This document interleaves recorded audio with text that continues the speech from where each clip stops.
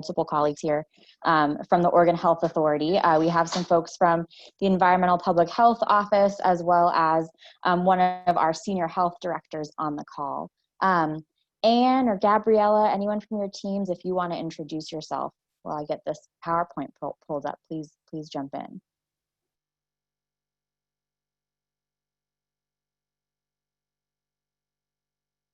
Okay, so Bethany sent over some questions that had been captured prior to today's session. So I'm just going to quickly kind of run through where we currently are with reopening and some of the changes that have happened in guidance and answer a few of your questions, but want to leave most of this time for discussion. If you've been on these before, I always show this slide. So our reality is that we'll be living with the virus until there's immunity, which is many months off. So this is what we try to ground ourselves in. The governor's goals for reopening continue to be minimizing hospitalizations and deaths, allowing people to safely return to work so they can support themselves and their families, minimizing the risk to frontline workers, avoiding overwhelming our health systems, protecting those at high risk of severe illness, especially communities of color, and support for small local gatherings that preserve community cohesion and cultural practices. So those are the goals that we're holding at the center of this work as well. As I'm sure you're all aware, we have begun allowing some counties to move into phase 2. So I just wanted to quickly share a summary about the phased reopening. So you'll see on the right in statewide baseline that summer camps and other summer youth activities are part of the baseline part of the state. So all summer camps, daytime summer camps are allowed regardless of your county. You'll see there was some additional guidance that came out in phase 1, and then phase 2, you'll see there were some changes to outdoor recreation. That's where we started to make some additions to overnight camps. And I'm happy to talk about that some more as well. So just a reminder, daytime summer camps are open. Camps include any formal grouping of children outside of licensed childcare centers or formal summer education activities through a school. There's separate guidance for those programs. Day camps, such as single day ski camps, music camps that are not associated with a licensed organizational camp facility are not regulated by the local public health authority and are not required to be licensed. As I mentioned a minute ago, the latest outdoor recreation guidance for phase 2 does allow overnight residential camps for adults or families. There's very clear provisions for how those must operate. It also allows youth camps, overnight youth camps to open if there's individual lodging or camp units that can be provided. I also wanted to note that there's actually new guidance for daytime camps being posted later today. It's largely just been reorganized to align with the other sets of guidance that have come out, but there are some changes off the top of my head. For instance, there was a provision that allowed for buffet service if you couldn't provide individual meals. That's no longer allowed. There have been some shifts in the language as well from kind of should to must, which obviously has implications for some operations. So there's some changes with training, some changes with transportation. So once that link is up, I will share it with my list. I'll make sure that Bethany and Beth have it to share it with all of you. But please check that out later today and through the rest of the week. And if there's any additional changes that come through, I'll continue to work with Beth and Bethany to make sure you're all aware. So these are the first set of questions we got relating to pools. And so I'll quickly read the answers and then would love for Gabriella or someone from your team to jump in. So the first question was, since pools are now allowed in phase 2, are camps and childcare programs allowed to swim? So in regards to summer camps, the answer is yes. So members of the same party, so if we're thinking about cohorting those stable groups, they're allowed to be within 6 feet of one another according to phase 2 pool guidance. The Office of Child Care is also taking this question and is working on additional guidance to go out through the child care guidance as well. Is it permissible for lifeguards who are in chairs 6 feet above the water surface to not wear masks in indoor pools? So currently phase 2 guidance requires lifeguards wear a face mask when they're not in the water, regardless of indoor and outdoor pools. But I will pause there, and Gabriella, if there's something you want to jump in and speak to more specifically. Hi, sorry for earlier. And yes, this is Gabriella Goldfarb. I'm the Environmental Public Health Section Manager, so happy to be with you all today. With that, we would have to consider any changes to that in consultation with the senior health advisors, but so that's not specific to pool safety. As we understand, these are all COVID-related changes that we're having to practice. I think we would be open to hearing feedback as implementation happens if there are significant issues, but otherwise, wearing them, except when in the pool, ensures that there's the best practice happening all the time. Thank you. Our next questions are sort of related to activities. So can we use public playgrounds? Is the difference for summer camp still the rule to not allow any playground use? And so this was from some of our Oregon Health Authority staff. Anyone from the public in a Phase 2 county can use public outdoor playgrounds per the Phase 2 outdoor recreation guidance that's available. The summer camp guidance applies to all counties, which is why only private playground equipment located at day camp locations is allowed in summer camps. Kati or Shira or Alana, I don't know if you want to speak to that in any more detail or just be available for questions around that one. Hi, this is Shira. I don't think there's any more information other than what's provided, so we can absolutely take more questions and respond to those in FAQs if there are some. Awesome, thank you. The other question we had here was, are there any youth sports that are not allowed? So sports that involve participants coming into bodily contact are prohibited at this time. So a couple examples of that would be football and basketball. A couple other questions. So for the OHA requirement to notify the local public health authority of confirmed COVID-19 cases, wouldn't the county already know if the case is confirmed? So there are notification requirements in the day camp guidance to notify local public health authorities. So while the local public health authority should already know about those confirmed cases, they may not know that they arose from that particular camp. So that's why it's important that camps continue to notify local public health if one of your staff or attendees does test positive for COVID-19. Is there any forecast for allowing overnight camps apart from family units? So as I mentioned, the Phase 2 outdoor recreation guidance does have additional information regarding family, adult, and even some overnight youth camps. We don't have a timeline right now for additional updates, including what things could look like in the fall. I have talked with several of you probably. I know that you all need to know sooner than later about what the fall looks like and be able to make adjustments. And so just want to acknowledge the tension and the pressure for you all to make informed decisions, and we'll continue to work together to try to get additional guidance and stay in communication with you all as that gets developed. And as a reminder, this is the email address you can always send questions to. Bethany is also wonderful about forwarding them to this email address, as well as to me and Shira and Alana with the health authority, but want to make sure you all have this email address. This is used to develop FAQs for all types of guidance that we've been able to put out. And I will stop sharing and let folks get to questions. Thanks, Alyssa. So I just wanted to clarify on the playground use. And I know you had mentioned since there will be updated childcare versus day camp as well. But the understanding that is if you are operating a camp, you would not be allowed to use public playgrounds, no matter what phase your county is in. Yeah, Shira, do you want to clarify that? It would be for, sorry, can you hear me? Yep. Yes. Okay, great. So for camps that are operating in Phase 2 counties, they can use the outdoor playgrounds in those Phase 2 counties that are public playgrounds, just like other people from the public. I know that there are sometimes camps that have agreements with Parks and Rec locations in terms of using that facility, and that would be a different question in terms of specific you know, agreements that they have, but I would say in general, they can use it if it's open to other people in the public as well in those phase 2 counties, as long as they're operating in that county.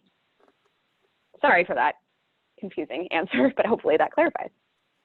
Thank you. That clarifies for me, so thanks. So then I think we went through most of these questions, but there were some questions over here on kind of following up with the contact sports. So for basketball and football, you'd be allowed to play them if youth weren't coming in contact? That's kind of one question. And secondarily, or also, are they allowed within small enough groups, or anything that they're touching is not allowed?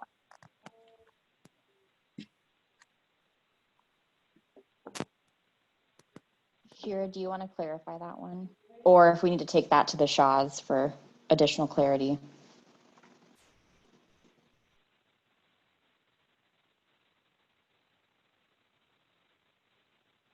Hey, this is Alana. Can you hear me? Yes. Oh, hey. So as far as the recreational sports goes, it's the guidance is pretty clear about which sports are allowed at this time. So any of those sports that are considered full contact are not allowed at this time. Those sports that are more of that minimal to medium contact are those sports that are allowed. You can check. We have a pretty nifty reopening guidance tool up that lists those sports currently right now that are allowed under the phase 2 recreational sports.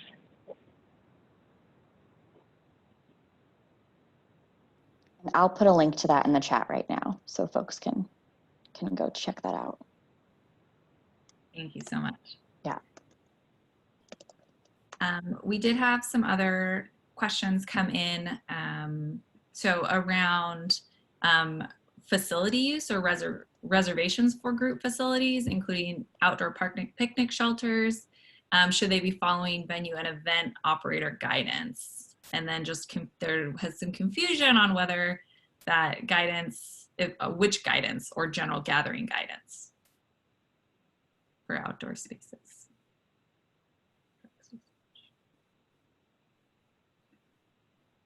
Hey, this is Alana again. Sorry, can you clarify? You're talking specifically about meeting in outdoor spaces, or sorry, could you clarify your question, please? So I think it was in reference to like picnic shelters or park facilities that people would reserve. But if that's incorrect, then please feel free to, whoever asked the question, sorry, I didn't get it. Okay, no, I think that's helpful. So if there are different levels of gathering based on the phase and based on whether it's a venue, it's an event where the area where the event is taking place is a venue. So under the sort of general social gatherings, if they're outside, it's up to 100 people based on the area, the square footage, and all of that, and making sure that the physical distancing is observed. When you go into reserved kind of venue and events that are taking place, that number bumps to 250, and again, that's permitting with the space, ensuring the physical distancing consideration. So if the space itself will not allow for physical distancing, it has to be that lower number. And hopefully, again, in that reopening guidance tool, when you look at what type of event or venue or outdoor or indoor activity, when you kind of go down in that document, it tells you which guidance document to reference, and it also has the limit for the gatherings based on the phase as well. So hopefully that will be helpful to folks. Thanks. And then Steve, if you're on, you can let us know if that answers your question or not. So then I think, Katie, if you go to the next slide, there's a couple more questions that I think came up. So on screening protocols, there were some specific questions on just clarifying the screening isolation and the hierarchy of symptoms.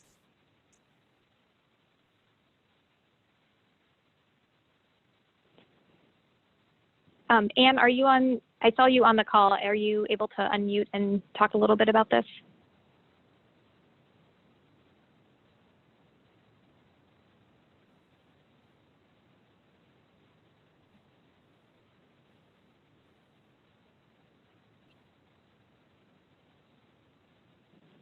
Okay, this is Alana again. I'm gonna get in touch with Anne. I saw that she's on the call, but she might still be muted. So I will try and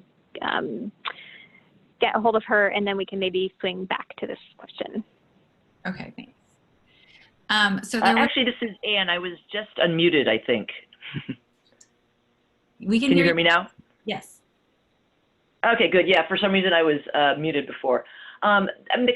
These guidelines are pretty straightforward. It's sort of what we're recommending also in childcare, and basically it's fever, cough, shortness of breath are the most common, and we would also consider diarrhea as a symptom.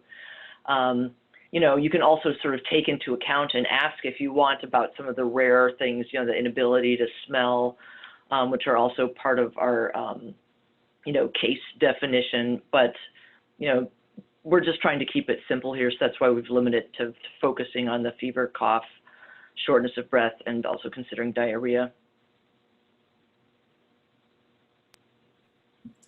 Thank you for clarifying.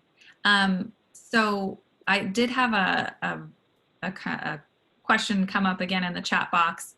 Just wanting to clarify on games, activities, sports within closed groups. So within your stable cohort. So there is guidance, I think, that like 5-on-5 basketball in your stable group is allowed. And so I just wanted to make sure we're getting the correct information to everyone. Is a stable group day camp, can they play basketball? And is there more specificity on phase 2 versus all camp? I don't know. At this point, I would just go by what's in the phase 2 guidance, and under the FAQs for what sports are allowed, we aren't really doing the high contact sports yet. We might need clarification, but I guess that's just what's posted in the guidelines right now. Okay. And then I think to reiterate, if there are things like drill, it's not that all sports drills and skills would be necessarily be off the table. It would just be the games themselves where there is that exceeding extra contact, bodily contact. Right, that's correct. I would agree with that. And there's a number of links over in the chat box. I just want to make sure people have seen those come up. So referencing some of the guidance specifically, you guys can take a look over there. Then there were some questions that came up previously around what the FAQ stated for implementing camps, and wanted to clarify for like bathroom use, having limited people utilize the space. What does that mean? Do they have to stay 6 feet apart if they're passing each other, or washing their hands? If there's 2 sinks that are not 6 feet apart, then only one person washing their hands at a time. Just wanted to clarify to make sure we're keeping kids safe. Right. Yeah. I mean, it's kind of hard to do when you've got a group of kids who all have finished an activity and all need to go to the restroom, but you do need to do what it takes to maintain 6 feet of separation between the kids. So, you know, if you can, it's sort of thinking of how big if there's you know 2 sinks and they're far enough apart, that's probably okay. But if the bathroom is so small that you can't allow in any more than those 2 kids, then you're just going to have to let, like, you know, 2 kids go in at a time. And then on the sanitation practices, is there more specificity as far as if you just wipe down commonly touched surfaces, or does it have to be fully cleaned between cohort use? So this would be in the setting where it's like a half-day camp and a new cohort is coming, a fresh new cohort is coming in the afternoon. Or if there was more than one group using a shared bathroom. So they were in separate spaces at the same time throughout the day even necessarily, but they have one bathroom that they share. Do you have to fully clean it between those classroom uses or cohort uses? I haven't seen that.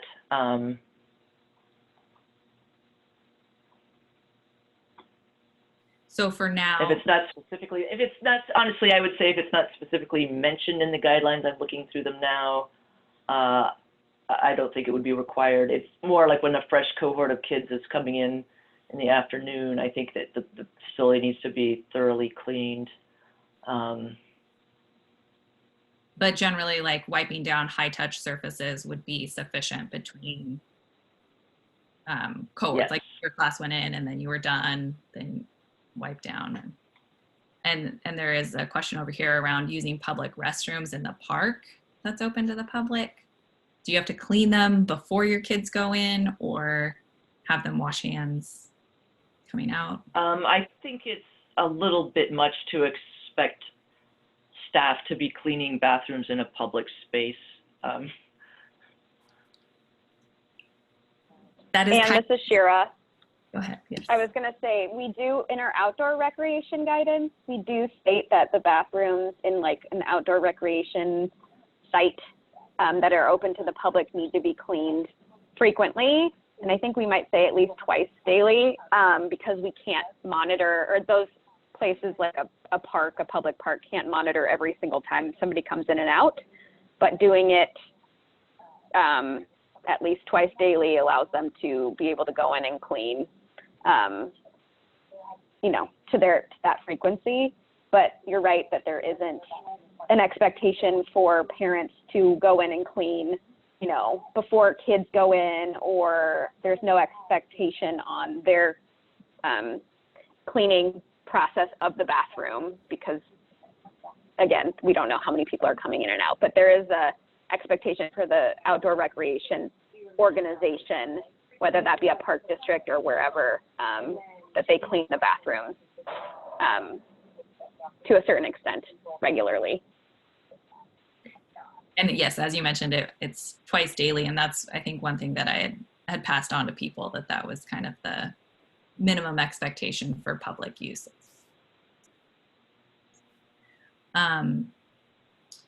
So I think there's several other questions that have come up in the chat box I want to see if we can't get to. The question back to the symptoms and the hierarchy or being listed as a primary symptom versus other. And I think that's just a clarifying, is there a reason why some are not primary, particularly thank you, Marcus, from the Boys and Girls Club, for putting some of the information on CDC. So would there be a possibility for changing those, or is this kind of the standard across all guidance at this point that, let's say, like headache is not primary?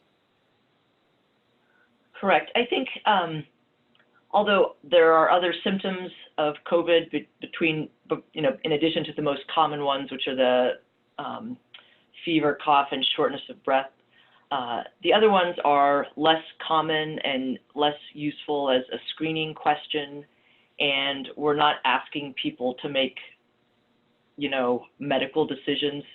I think we're just trying to keep it simple. And this is the same guidance that we use for childcare. Thank you. Okay, so feel free to re-enter your questions, but I'll go to Karen right now. You've got your hand raised. Did you want to ask your question?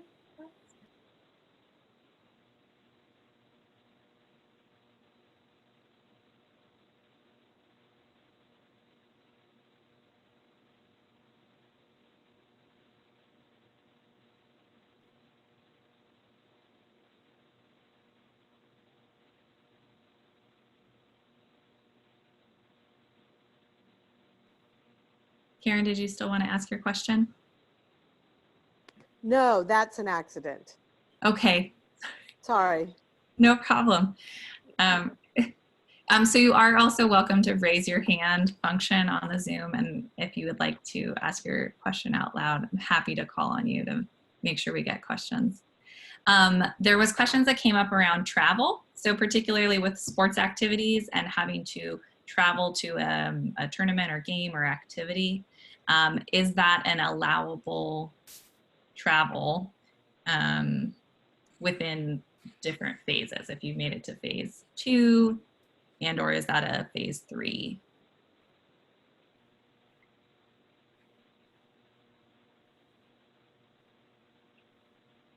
Hey, this is Alana. I can take this. So the executive order, I mean, this is really referring to the executive order. So Alyssa, I don't know if you want to chime in. There's no specific prohibition on it, but there is some, you know, encouragement to related to non-essential travel and sort of considerations there within the order. But I don't know if there's any other thoughts about that, but the guidance does not specifically prohibit that. And I believe that's also an area that made some adjustments in the updated daytime camp guidance, is moving away from a should to a must if you have folks coming from out of state in particular into a camp, regarding whether they need to be kind of quarantining and things like that before they enter the facility. So that's another area I would encourage folks to look at in the new guidance that gets posted today. Thank you. We had another FAQ question for, oh no, that was our sports question. A great question here, I think, on gym use. So as long as they are following gym guidance, and can youth teams utilize open training spaces?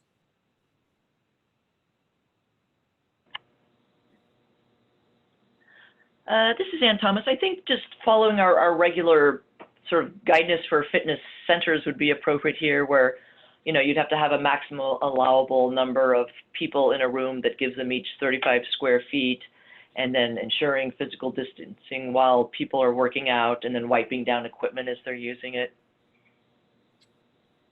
Okay. And then I found the question here on exposure screening. So they have families of medical personnel that have nearly all guaranteed they've had some sort of exposure. Does that mean that those youth or families would be not allowed to participate? And if so, does that contradict the ability to prioritize families of medical workers in camps, or the ability to serve them in? This is Ann. Yeah, those children of healthcare workers should not be excluded. What happens is, at this point, when someone has been exposed, so in this case, a healthcare worker, or say someone who wasn't a healthcare worker, say they had a colleague at work who had COVID, and so now the parent of your camper is in quarantine because they've been exposed. The child of that person who's in quarantine is not also in quarantine unless the parent gets sick. And then the child becomes someone who is exposed to a known case. So in other words, if you have 2 degrees of separation from the sick person, so a patient at work is sick, the parent is maybe exposed, the child of that parent is not considered exposed yet unless the parent has symptoms. So so the short answer is children of healthcare workers can come, but as long as the parent is asymptomatic. Once that parent has symptoms and is going to get tested, that child needs to go home until we sort out what the parent has. And if that parent is sick, then that kid is now in quarantine for 14 days. Thank you for clarifying. So we've had a couple questions on overnight camping. Jane, I want to be respectful of your questions on is there discussion that phase 3 might allow overnight youth camps to open, or kind of that separation besides individually housed students, youth? And that's maybe an Alyssa question. If there's, you mentioned there's not a timeline on youth overnight camps. I don't know if that is a phasing or a overall, depending where the state is, conversation. Yeah, I think that's it. And that's why we're trying to both balance the need for you all to know and making a determination too quickly before we have all the information as we see what happens over the summer. So cannot say whether, ideally, we know there's outdoor schools. There's a lot of outdoor camp opportunities in the fall. Ideally, we'd like to see those happen for the benefit of kids, for the benefit of these programs. But we just can't say right now whether that's going to be possible, and if it is going to be possible, under what modifications. So right now, the best we can do is the caveat for youth overnight camps that allow for individual lodging or camp units, unfortunately. And then Patty had kind of a follow-up to that caveat in question. If you do have individually overnight, is there a limit on shared bathroom, showers, or other facility spaces? So how many would be able to use the shared space? Yeah, so I'll put a link into the guidance. There's many references to existing guidance, basically, so that it didn't become a whole new 7-page document. So that's where you'll see requirements for kind of the shared bathroom spaces, similar to what we're seeing in daytime camps.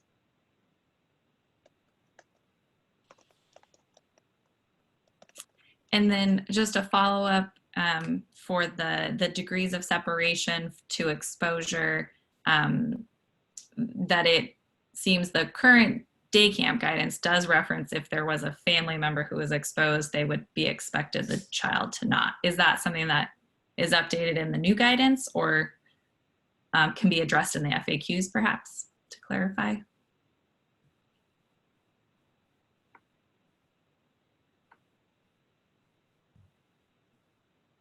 Shira and Alana, I think that's something we could probably clarify in the FAQs if that sounds right to you both. Sure, just if you want to just send us that question and follow up, we can capture that. Great. So summer camp FAQ 2 that says for under sports and classes, youth programs have to follow summer camp guidelines regardless of camp setting. So are you saying that does not apply to youth sports programs using a gym under phase 1 guidance?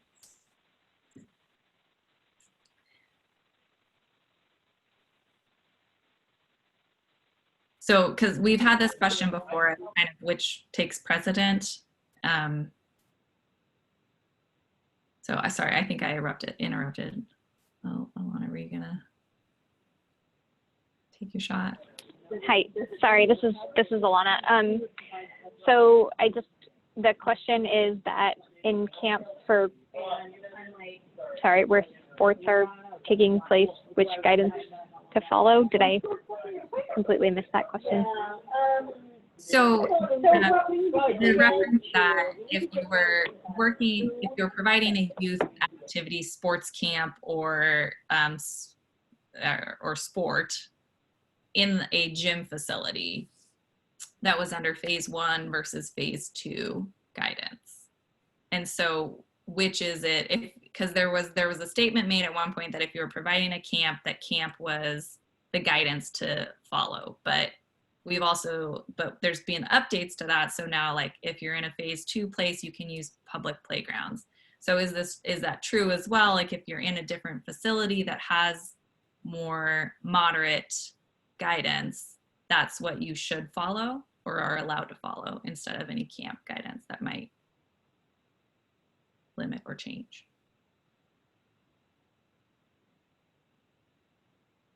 Did that clarify the question at all? I think so. So and Alyssa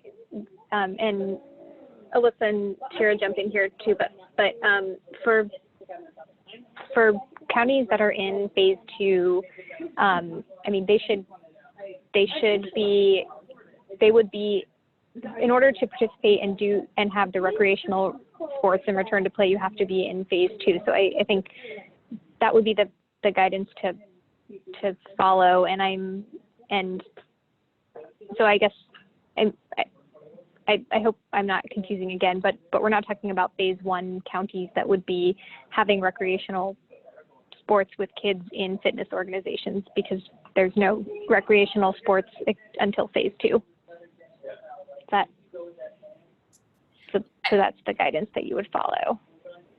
Okay. So if you were in a phase 1 county providing a sports camp, then you would follow sports day camp guidance. And if you were using a sports facility or a gym, but it was a closed setting where it was just used in one gym, it was your camp in a space that was not publicly accessible. Is that still okay to run a sports camp in a fitness center or indoor activity center? I think this is something we can probably clarify in an FAQ, because it sounds like we're now getting into a question around if recreational sports can be counted as summer day camps versus recreational sports for youth, in which case we can talk with the governor's office and our shop more about this and how to clarify that better, knowing that there are different requirements for different counties based on what phase they're in, related to camps and recreational sports. And so, Alyssa, that's something we can clarify in FAQ. Great. Thank you. And Jenny, feel free to send kind of that full question to us, and we'll make sure that they've got what they want, what we want to make sure we are addressing that. So we've got 2 pool questions. Here, are showers not required for swimming? In the new, I think, FAQs for swimming pools, it allows youth swim lessons, and the need for safety teaching young children instructor may not be able to maintain the 6 feet of space. If there are more than one set of lessons, would there need to be more than 6 feet of space in those lessons?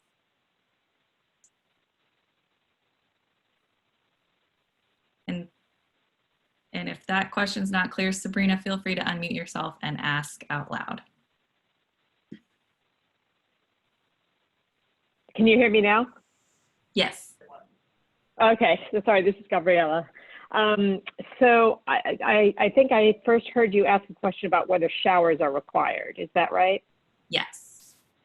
Okay, so that is standard pool regulation right now, and that does not change because of COVID. So right now, for every public pool, and public pools can be either limited use pools that are, at a, that are, for example, that would be at a hotel or at a condo complex, or at a camp, or a public pool that is run by, a public agency, Parks and Rec or whatever.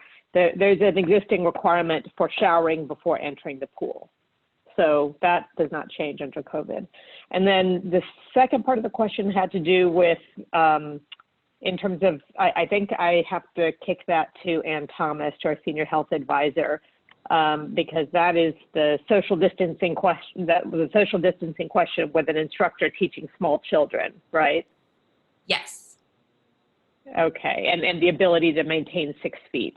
So Ann, I'm sorry, I'm going to kick that to you. I don't know that I've seen the guidelines around classes. I mean, And yeah, why don't we go on, and I'm going to look this up. I'm going to have to look. I can tell you, do you have an answer to that? We addressed this in our FAQ, so I want to make sure that folks know we have an FAQ posted now for pools. And so if it's not possible so we know that it's not possible for swim teachers to adhere to physical distancing guidelines while teaching small children how to swim. Like, that's the reality there, because they need to most likely hold on to them or something. But so therefore, we want to make sure that those instructors are receiving kind of health checks and screens before they get into the pool with kids, or with children, and also require instructors to practice healthy hygiene on a daily basis following our guidance. And so that actually is answered in our current FAQ.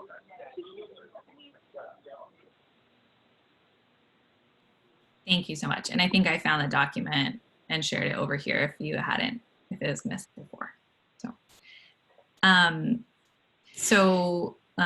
Larry had a question here, wanted to make sure, are all the state guidelines in place for a facility that is in a phase 2 county that would allow any overnight camp of potentially 100 children with programming, meal, or service? So there is no guidance that allows youth overnight camping unless they are individually housed. Is that correct? Mm-hmm. Yes.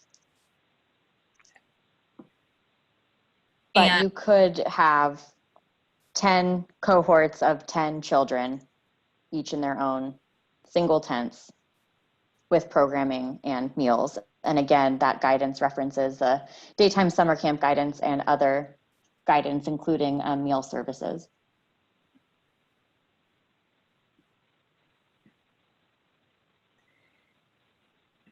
okay. So is there, I know that there's questions I haven't made it to yet. We did talk about travel for sporting events, and that was, is that a comeback too, if there is, depending what phase you're in?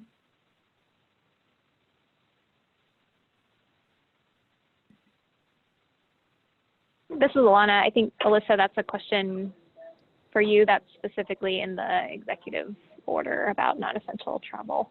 Yeah, I'm happy to get back with an answer and work with Shira and Alana to include something like that in the FAQ. Thank you. Please make sure and raise your hand if I haven't answered, if we haven't got to answer your question yet. There were reference here on other games that would be allowed. So are recreational games like Ultimate Frisbee allowed in your closed group? Is that an acceptable non-touch activity? Yes. Is there any reason that wouldn't be? This is Ann. That sounds fine. I mean, I think that would be the same as very equivalent to, say, soccer. It's short contact. And it's outdoors. And this is Shira. We know that a lot of there are more sports than we can ever capture as things continue to evolve and new sports are developed or created. So we definitely want to recommend that people look at the reopening guidance tool for a list of sports and to look for sports that are similar to ones, if you don't see your sport on there, that follow the either no contact or minimal contact sports that we are allowing at this time per our guidance. Thank you.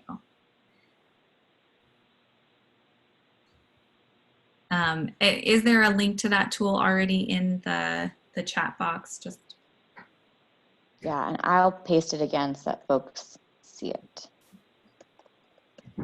Is there any specific guidance on portable toilet cleaning? So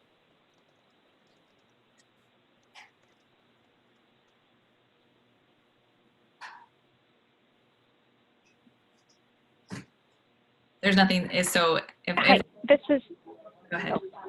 Please go ahead. this is Alana. We have not issued specific information or instructions particular to porta potty cleaning. I'm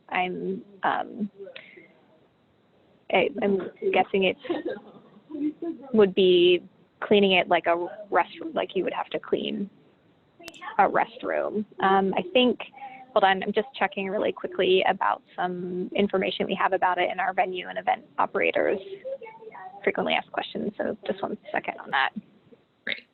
And I would think it would just be assuring that you didn't have to clean high touch surfaces between each use, of particularly if there was youth going in and out and you had 10 kids to spray everything down in between everyone. Might be good to just verify. We did have a couple other questions around transportation. So at this time, my understanding, the current guidance on transportation is still the 3 feet apart. Has there been or will there be discussions on larger vehicle use? So having buses that could hold larger amounts of kids, having more than one stable group on an entire school bus at one time, let's say. And are they required to wear masks in a transport vehicle?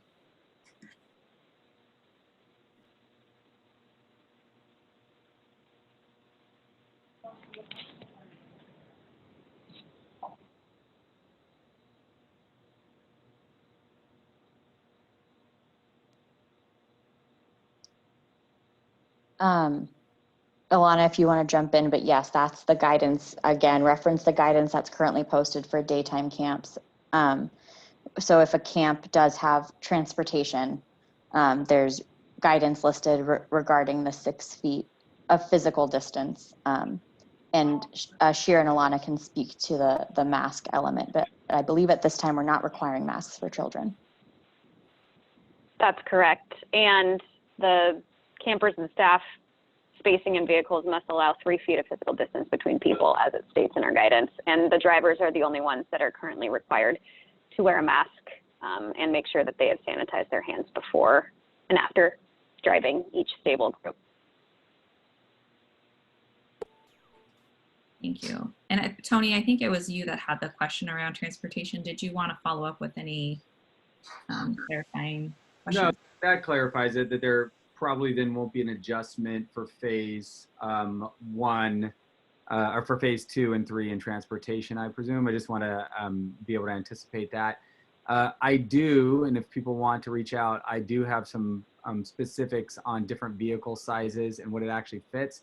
A van with 3 feet of distance won't fit more than 3 people or 3 students. So vans are typically out of the question if you're measuring in a very specific way. Thanks, Tony. Yeah. I know and this conversation I know will be pertinent for the fall and any school bus or other transportation. So if there's people that are interested in that conversation, let us know as well, because we would love to help make sure that we can be thinking ahead. Yep.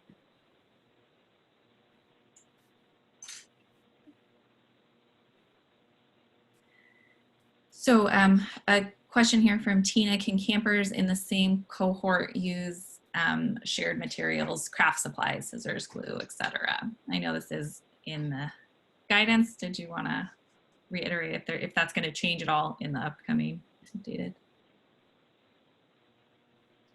That does not change in the day camp guidance that's getting posted today. Which does allow for use in a closed stable group. Is that correct? Mm-hmm, within a cohort, yes.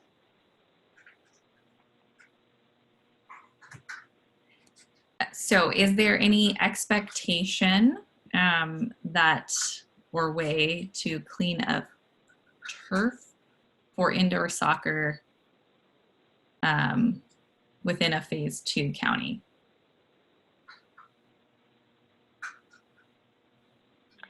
This is Shira. That's a question we could bring back to our environmental public health senior health advisors about cleaning turf, or if that's necessary, or if facilities that operate turf fields already for any activity, if they should just continue to clean them the way that they should be cleaning them already.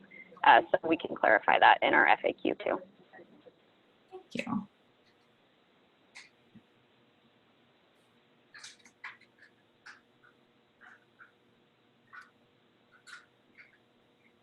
And I'm not seeing a lot of other questions come in, so please make sure you can raise your hand or put them in here if you've got other follow-ups, follow-up questions that we haven't got to yet. We'll send along all of the questions that we've got to make sure, and if anyone on the call does have specific language they want to make sure gets addressed, or verbiage in by our health advisors and wonderful people on today. So,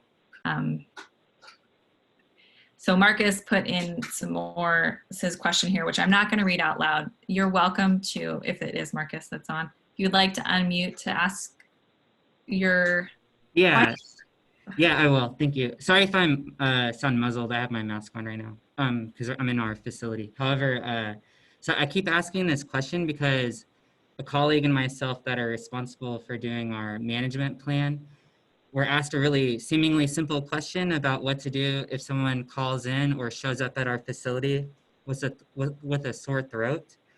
And we realized between 3 different documents that the OHA has given out that we could tell this parent or tell this person 3 different options on whether they can enter the facility, for how long they would need to be away from the facility if they called in versus if they were screened. So that made us ask questions as to why, like, in 2 OHA documents are symptoms made into like a primary and other symptoms versus like the CDC documents that are linked on there don't do that. They're just all recognized as COVID-19 symptoms regardless of like how they show up. It's a COVID-19 symptom. And like, so we're wondering during our verbal screening process, like why does like cough, for example, in the 2390C document or in the school's safe learners document, could that get you like to say, hey, you shouldn't enter our facility versus like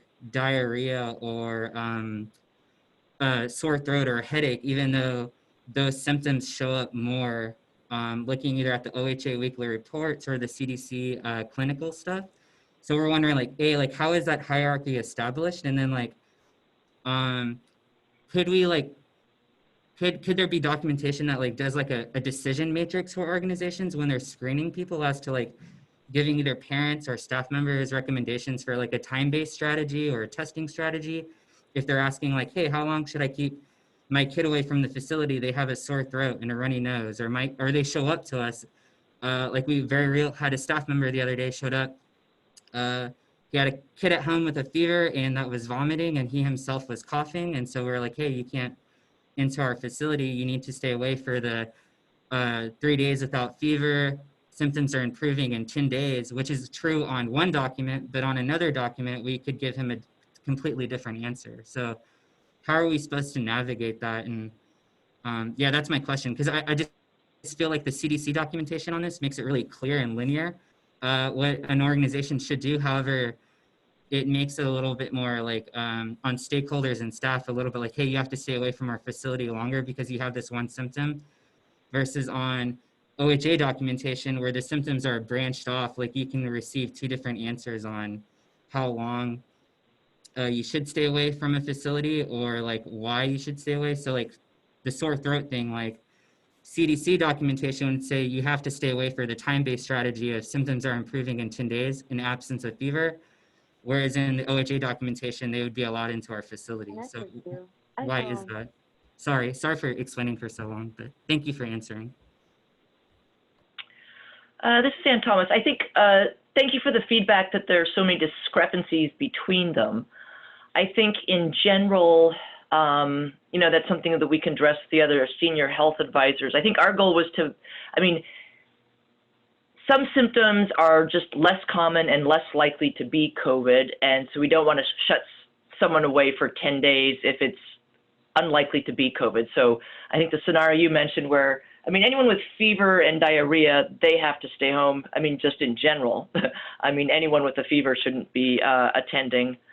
And similarly, cough is a very common symptom. Sore throat by itself is less common.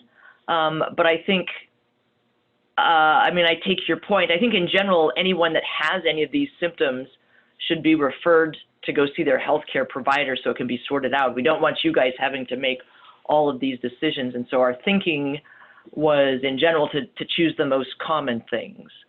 But you know, I mean, we can revisit this and it's just a matter of, I mean, there are some people who are then probably are not going to have COVID who are going to be shut out for 10 days. But yeah, but I can see the simplicity of that.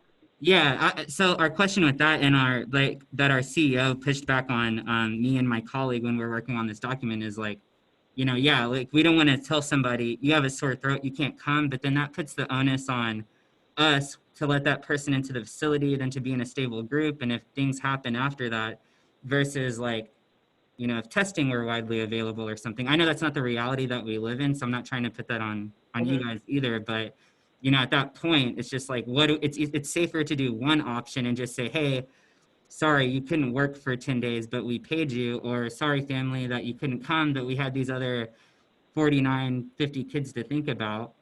So we just decided to do what was best for the community at the state, at the at the fall point for the individual. So that's where we're just kind of wondering like where that's at, and if it would just be easier if like in documentation, if there's just like a decision matrix where it's like, here's the symptom, here's the effect for like, should they enter your facility, yes or no, and then like here's the effect if you should recommend a time-based strategy in isolation or recommend testing, all that kind of stuff. So I think that would just help organizations out, especially summer camps and schools in the future, if they could just look at a document really quickly without having to sift through the language from one bullet point to the next, where it's like, why was diarrhea mentioned here as something we should be concerned about, but in the next paragraph it doesn't say it whenever it's talking about primary symptoms. So that's just kind of like what should have been like a really easy question on its face to answer, like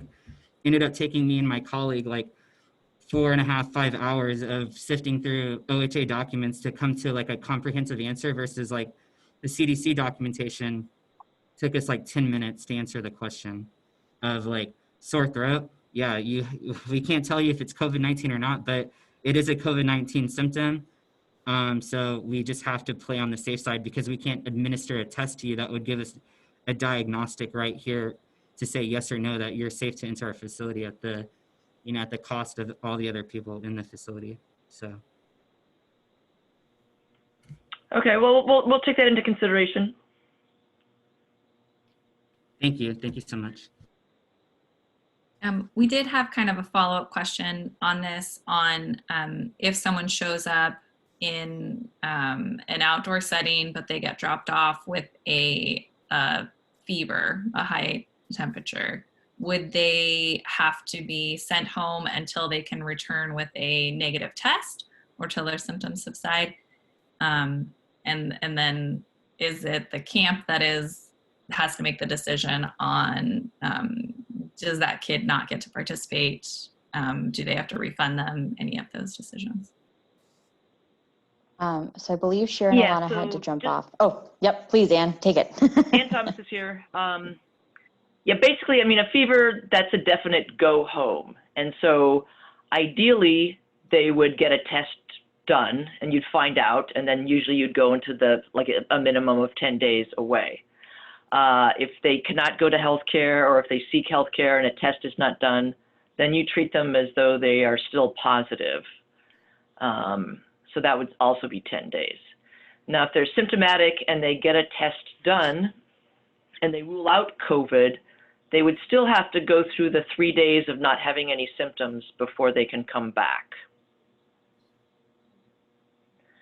And then as far as refunds, that's a matter, that's like a policy of your group. That's not something that we can answer. Thanks for sharing that. This is the end of our hour. And as Alyssa was saying, there's some of our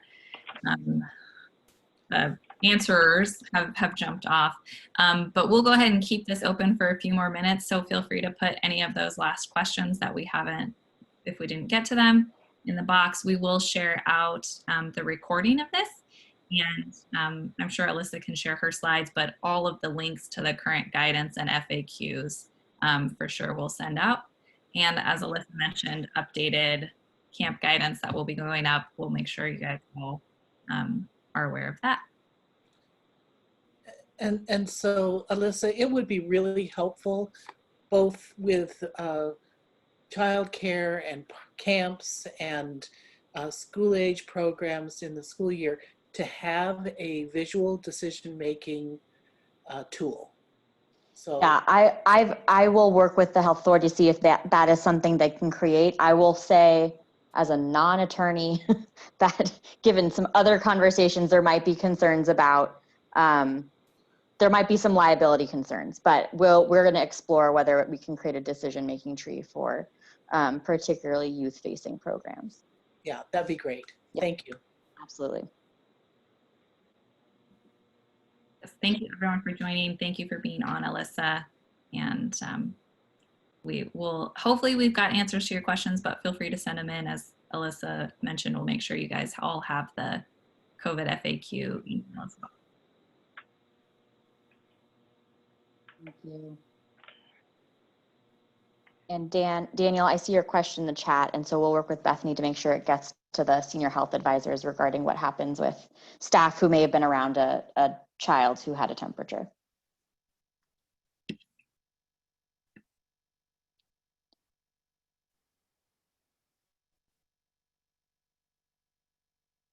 Thanks, everyone. I'm going to jump off.